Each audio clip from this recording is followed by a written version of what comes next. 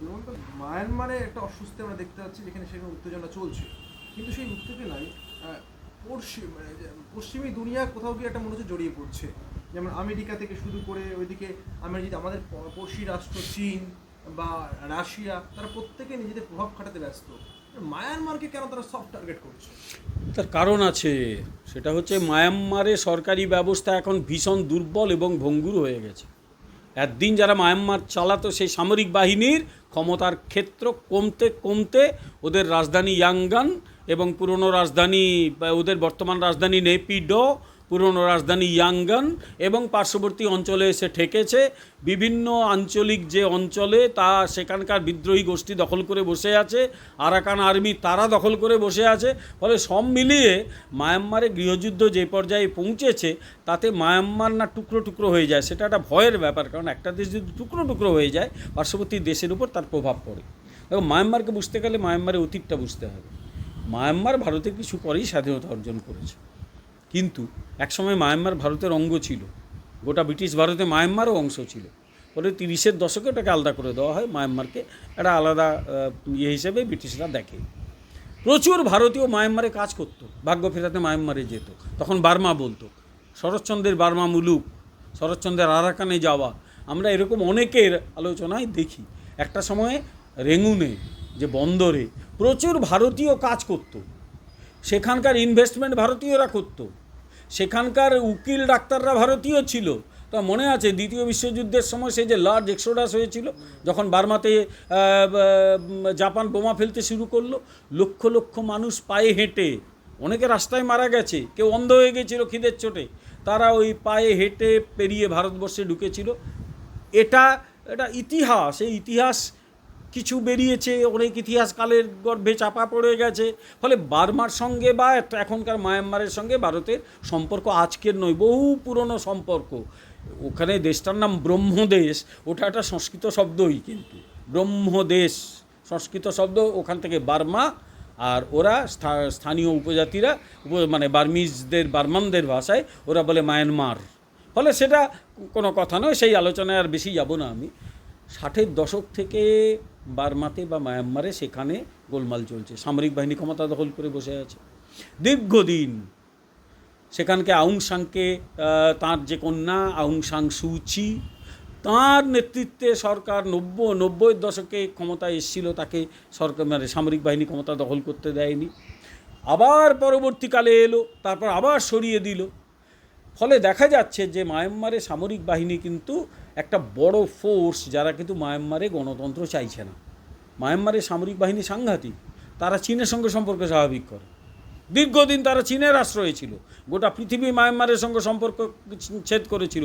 চীন মায়ানমারকে তাদের সামরিক অস্ত্রগুলো সেকেন্ড হ্যান্ড মাল সব দিয়ে দিয়েছিল, সেখান থেকে তেল নিয়ে গেছে, সেখান থেকে গ্যাস নিয়ে গেছে। মনে রাখতে হবে, আরাকানের যে অঞ্চলটা বেশি, সেখানে বিশ্বের অন্যতম বড় তেল এবং গ্যাসের ভাণ্ডার আছে, বিশেষত গ্যাস প্রচুর রয়েছে।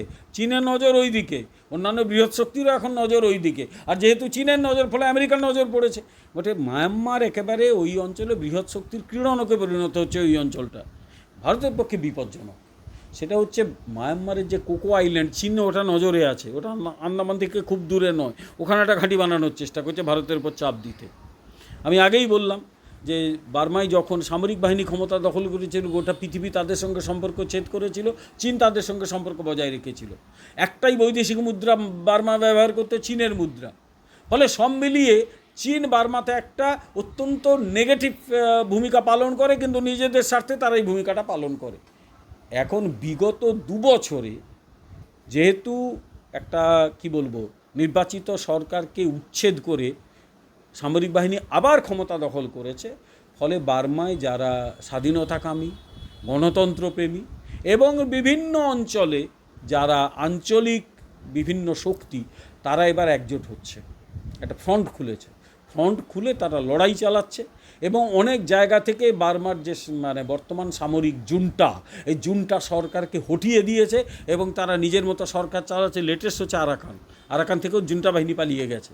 আরাকান আর্মির যারা ওখানকার রিজিওনাল বাহিনী, তারা ক্ষমতা দখল করে বসে আছে। ফলে এটা একটা অদ্ভুত সিচুয়েশান। এই সিচুয়েশানে প্রত্যেক দেশই ভাবছে আগামীতে কী হবে। চীন প্রথমের দিকে সামরিক জুনটার সঙ্গে যোগাযোগ রাখছিল, এবারে চীন আরাকান আর্মির সঙ্গে সম্পর্ক স্বাভাবিক শুরু করার চেষ্টা করছে। এখানে ভারতের ভূমিকা কী হবে? ভারতের ভূমিকা কিন্তু গুরুত্বপূর্ণ। যখন আরাকান আর্মি ওখানকার গণতন্ত্রের যে শক্তিগুলোকে দাবিয়ে রাখতো, আউং সাং সুকিকে বহুদিন ঘরের মধ্যে আটকে রেখেছিল, হাউস অ্যারেস্ট করে রেখেছিল, ভারতবর্ষ কিন্তু আরাকান আর্মিকে সমর্থন মানে বার্মিজ আর্মিকে সমর্থন করেনি।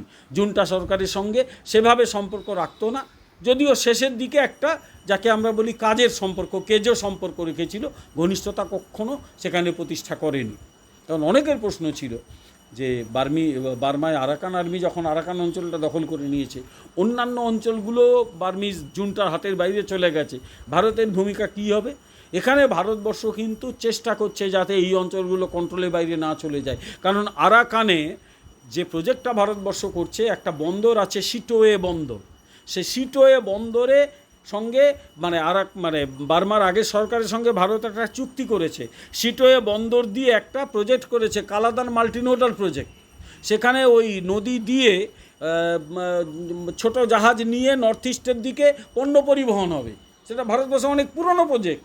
যেরকম মানে ইরানের সঙ্গে সম্পর্কের জন্য সেখানে চাবাহার বন্দর ভারতবর্ষ একটা চেষ্টা করছে যাতে চীনের গদর বন্দরের একটা পাল্টা হতে পারে, ওখানেও সিটোয়ে বন্দরে ভারতবর্ষ প্রচুর ইনভেস্টমেন্ট করেছে, ফলে সেই ইনভেস্টমেন্ট ভারতবর্ষ ফেলে দিতে পারে না। তাই আরাকান আর্মির সঙ্গেও ভারতবর্ষের একটা কাজের সম্পর্ক তৈরি হয়েছে। অন্যান্য যে সামরিক এলাকা, যে এলাকাগুলোতে বিভিন্ন বাহিনী সেখানে ক্ষমতা দখল করে বসে আছে, ভারতবর্ষ চেষ্টা করছে যাতে সেখানে বিদেশি শক্তিগুলো হস্তক্ষেপ করে কন্ট্রোলের বাইরে। এখন দেখতে হবে এই সিচুয়েশানটা কোন দিকে যায়। তার কারণ যদি এমন হয় যে আরাকান মানে বার্মার সামরিক জুনটা পুরো হেরে গেল, তাহলে ভারতকে নতুন করে প্ল্যান করতে হবে। ফলে এখন যেহেতু একটা ভোলাটাইল সিচুয়েশান, ভারতবর্ষকে অবস্থা বুঝে ব্যবস্থা নিতে হচ্ছে যাতে এই অঞ্চলে, বিশেষত বঙ্গোপসাগর অঞ্চল, কারণ এই অঞ্চলের সঙ্গে ভারত মহাসাগরের যোগ, ভারত মহাসাগর দিয়ে যে জাহাজ যায় মালাক্কা প্রণালী দিয়ে, সেটা একটা গুরুত্বপূর্ণ জায়গা। ভারতবর্ষকে এই ব্যাপারে ব্যস্ত থাকতে হচ্ছে, দেখতে হচ্ছে যাতে বিদেশি শক্তির অবাধ বিচরণ ক্ষেত্র না হয় বার্মা বা মায়ানমার।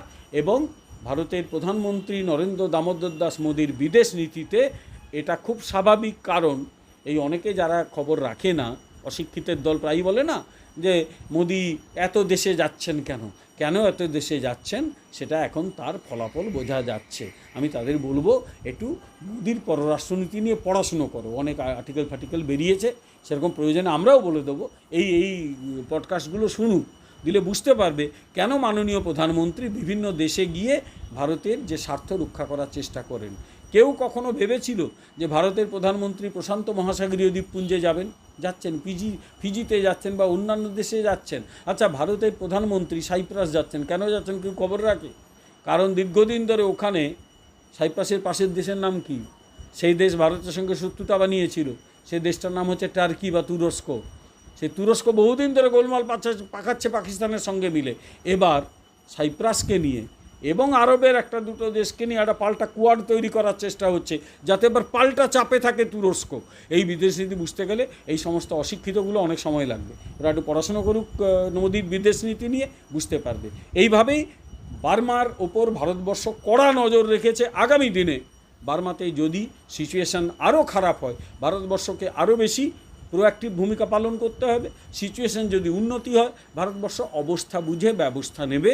ভারতের বিদেশ নীতি এখন অবস্থা বুঝে ব্যবস্থা নেওয়ার নীতি।